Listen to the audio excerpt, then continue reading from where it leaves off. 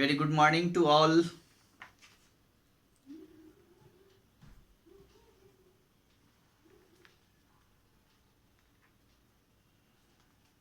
और पिछली क्लास में हम लोगों ने चैप्टर 7 का क्वेश्चन नंबर A1 जिसमें 8 क्वेश्चंस हैं वो सब हम लोगों ने कर लिया था। अब हम लोग आज A2 है ना जो क्वेश्चन उसको करेंगे, यानी read these lines and answer the questions with reference to the context. यहाँ पे जो रेफरेंस दिया गया है उसके कॉन्टेक्स्ट में, उसके संदर्भ में जो है जो आपको जवाब देना है ना। यहाँ जो लाइन है वो स्टोरी से ही लिया गया है। जैसे फर्स्ट क्वेश्चन में आप देख रहे हैं यहाँ पे कि take this childrens into the forest and leave them there, है ना। ये लाइन स्टोरी का ही है। ये लाइन कौन बोला था? तो जो वुडकटर है उनकी वाइफ जो है, वो सेकेंड वाइफ, वो बोली थी कि take the childrens into the forest and leave them there, है ना। तो यहाँ पे take the childrens into the forest leave them there, तो ये टेक दिज चिल्ड्रेन, यानी दिज चिल्ड्रेन्स जो है किसको कहा गया है यहाँ पर? Who are these childrens mention here. Question है उससे, आप देखिए इस लाइन से रिलेटेड क्वेश्चन दिया हुआ है कि who are these childrens mentioned here. यहाँ पे किन, वो जो दिस चिल्ड्रेन्स है वो कौन है ना, किसको मेंशन किया गया है यहाँ पर? तो वो है हंसल एंड ग्रीटल। ओके, तो इसी तरह यहाँ लाइन दिया हुआ। फिर उसी लाइन से दूसरा क्वेश्चन जो है ये किया गया है कि who said this words and to whom, यानी ये बात जो है किसने किससे कहा। ओके, फिर थर्ड जो है व्हाई डिड द स्पीकर से सो, इस तरह से स्पीकर क्यों बोलते हैं, है ना। तो ये लाइन बोलने की जरूरत क्यों पड़ी? चलिए, तो इस तरह से हम लोग देखते हैं। तो आप लोग नोटबुक में सबसे पहले क्वेश्चन नंबर A2 लिख के, है ना, जो लाइन दिया हुआ है read these lines and answer the questions with reference to the context, वो चीज लिखेंगे। फिर जो नीचे लाइन दिया हुआ है टेक दिज चिल्ड्रेन्स, है ना। अब जैसे देखिए यहाँ पे फर्स्ट में जो है क्वेश्चन है, फर्स्ट क्वेश्चन है A2 का, वो है take, TAKE, take these children, take these children into the forest. Okay, forest and leave them there। Okay, ये लाइन है। अब इस लाइन, ये जो है रेफरेंस लाइन है ना। अब इसके कंटेक्स्ट में जो है आपका ये क्वेश्चन दिया गया है, जैसे क्वेश्चन नंबर A कि who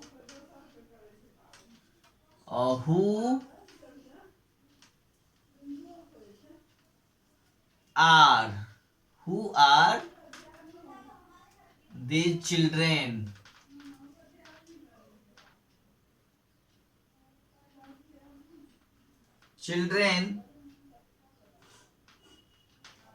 mention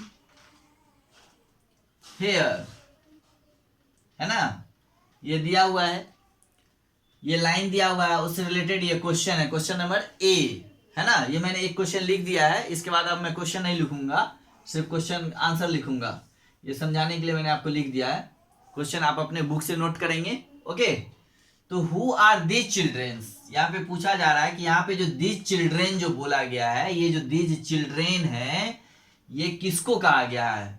who are these childrens mention here, यहाँ पे जो मेंशन किया गया दिज चिल्ड्रेन्स वो कौन है? Who are. तो ये है आंसर, इसका होगा HANSEL, हंसल एंड ग्रीटल।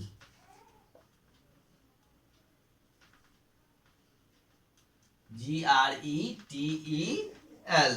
ओके, इसका आंसर हो गया आपका A का ये।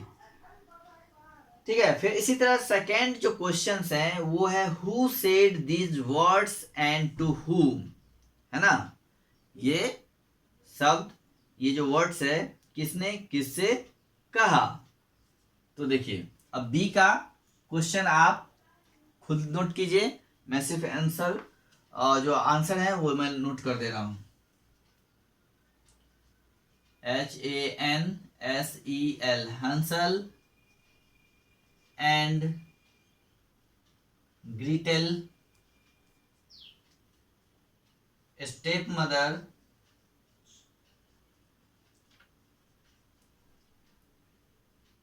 said these words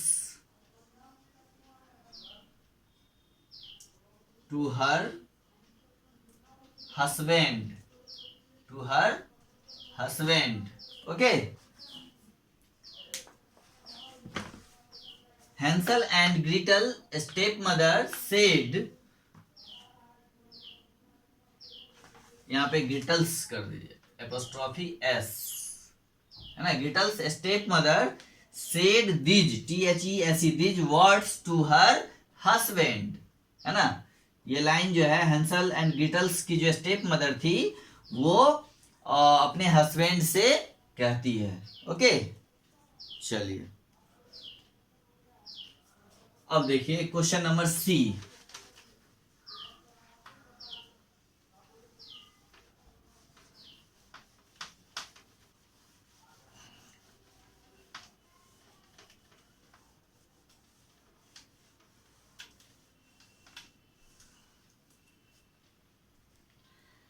अब नेक्स्ट क्वेश्चन है 1 का सी, व्हाई डिड द स्पीकर से सो, है ना। व्हाई डिड द स्पीकर से सो, 1 का C. The family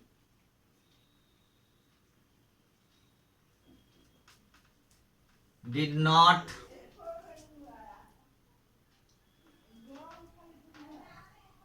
have enough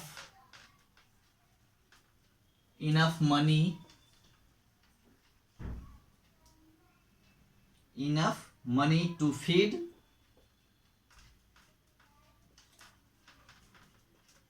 Hansel and Gretel. Okay, तो ये आपका थर्ड सी का आंसर हो गया। The family did not have enough money, यानी फैमिली के पास जो था वो काफी पैसा बिल्कुल नहीं था कि उन दोनों को खाना खिलाया जा सके, हैंसल एंड ग्रीटल्स को। अब देखिए क्वेश्चन नंबर 2 का ए। अब क्वेश्चन नंबर 2 में जो लाइन है, this will help us find the way back home, ये लाइन किसने बोला था? तो ये लाइन हंसल ने बोला था तब जब उसके फादर उसको जंगल लेके, फॉरेस्ट के तरफ लेके जा रहे थे, है ना। और वो ब्रेड क्रम्स जो है नीचे और ट्रेल्स के रूप में गिराते हुए जा रहे थे। ओके, तो हु सेड दीज वर्ड्स, ये जो लाइन है this will help us find a way back home, ये लाइन किसने किससे कहा? Who said these words and to whom, यानी वो अपनी बहन से कहता है, हंसल जो है अपनी बहन ग्रेटल से कहता है। तो HANSEL, Hansal said, THESE these words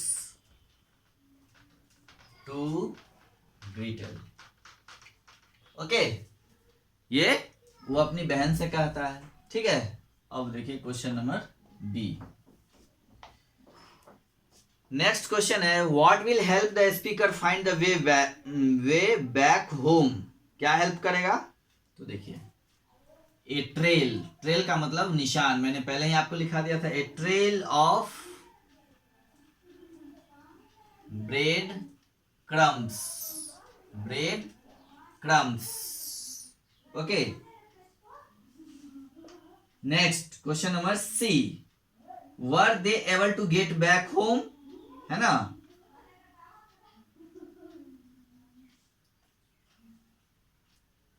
Hansel and Gretel were able able to get back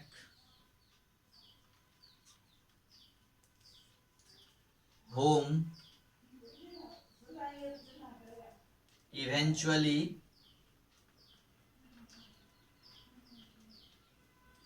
but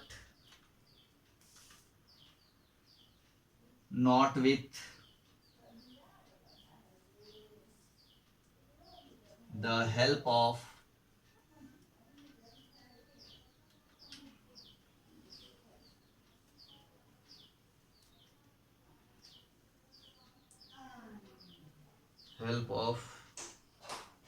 the trail of bread crumbs. Okay, ये आपका सी का आंसर हो गया. Hansel and Gretel were able to get back home eventually, but not with the help of trail of bread crumbs. है ना, क्योंकि वो जो ब्रेड क्रम्स थे उसको पक्षी ने खा गया था, बर्ड्स ने खा गया, बर्ड्स के द्वारा खा लिया गया था. अब है question number 3. I am going to eat you anyway.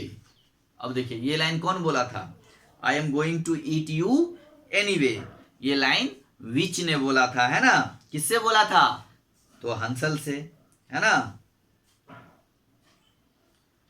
चलिए अब इसको हम लोग हटाते हैं.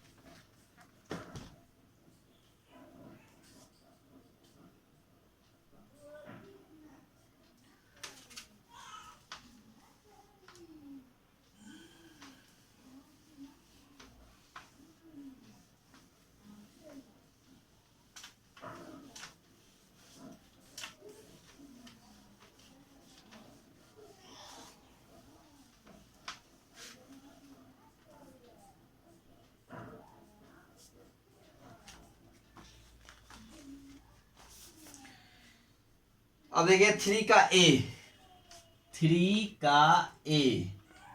Okay,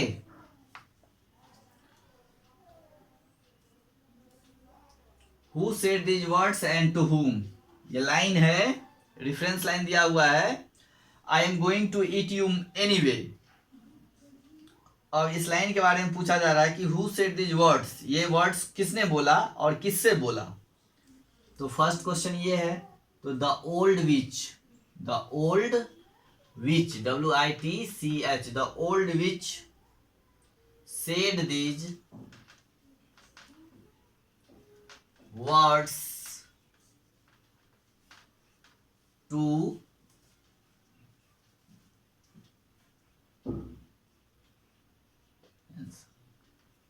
next question, why did the speaker want to eat the listener anyway. है ना, why did the speaker want to eat, क्यों उसको वो खा जाना चाहता था, है ना. eat the listener anyway.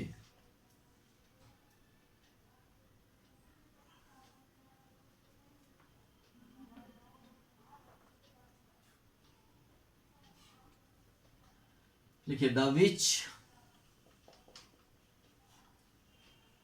was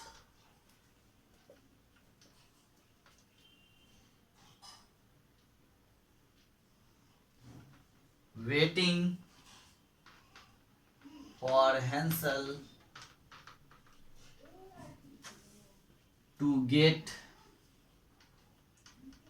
fatter,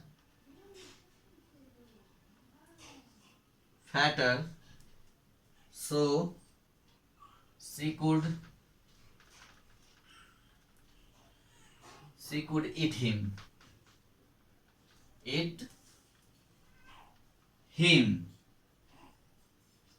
Okay, when Hansel did not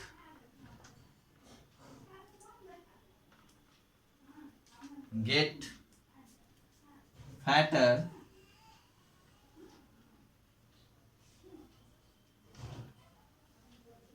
the which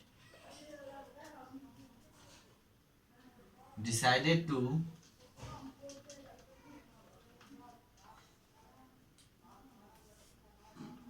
eat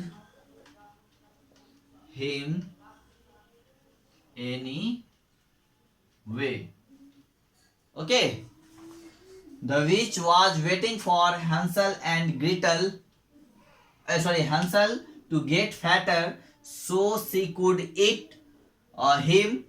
When Hansel did not get fatter, the witch decided to eat him anyway.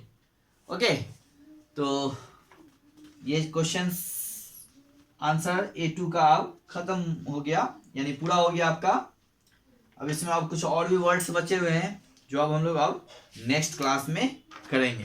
पहले आज आप लोग इतना ही क्वेश्चंस को नोट डाउन अपने नोटबुक में करिए अच्छी तरह से, है ना। और इसको नोट डाउन करने के बाद फिर हम लोग इसके आगे जो भी क्वेश्चंस हैं उसको करेंगे, ठीक है। आप बढ़िया से इसको क्वेश्चन के साथ नोटबुक में बढ़िया से नोट करिए।